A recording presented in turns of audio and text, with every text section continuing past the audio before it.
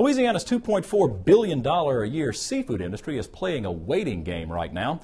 As oil from the damaged Deepwater Horizon rig continues to leak into the Gulf of Mexico, seafood lovers and seafood suppliers are hoping for the best, but they're fearing the worst. In Houma, Louisiana, one oyster processing plant is still moving fresh oysters to restaurants and supermarkets across the country, but its owners wonder for just how long. This is what it's all about here at Motivated Seafood, home of the gold band oyster. Fresh, raw oysters bound for restaurants across the country. Last year, the plant shipped out more than 25 million pounds of oysters, but Vice President of Marketing Kevin Bossan says as the state moves to close more and more oyster beds as a precautionary measure against the oil spill, the company is operating one day at a time. Over 60% of the seafood in Louisiana is produced west of the areas that are closed right now, so there's still a lot of hope. But I'll tell you, every day that passes, that hope kind of gets thinner and thinner, and we've got to get this stopped. Bossan's plant is one of only a handful in the world that produces an oyster that is completely free of harmful bacteria. The patented process uses pressurization without affecting the taste or texture of the raw oyster.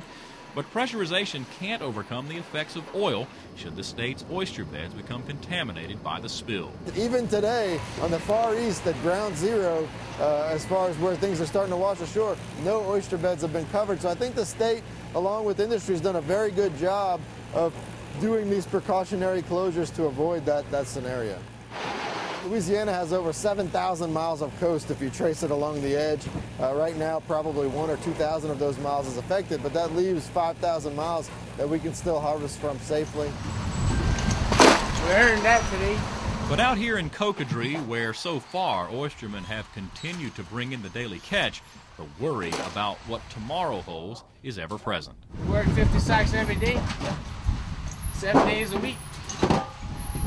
All you come here and give me make nothing.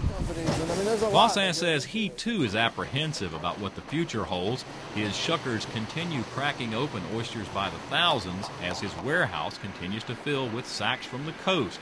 And with 220 families depending on Motivated Seafood for their livelihoods, it's time, Bossan says, for less finger pointing and more answers.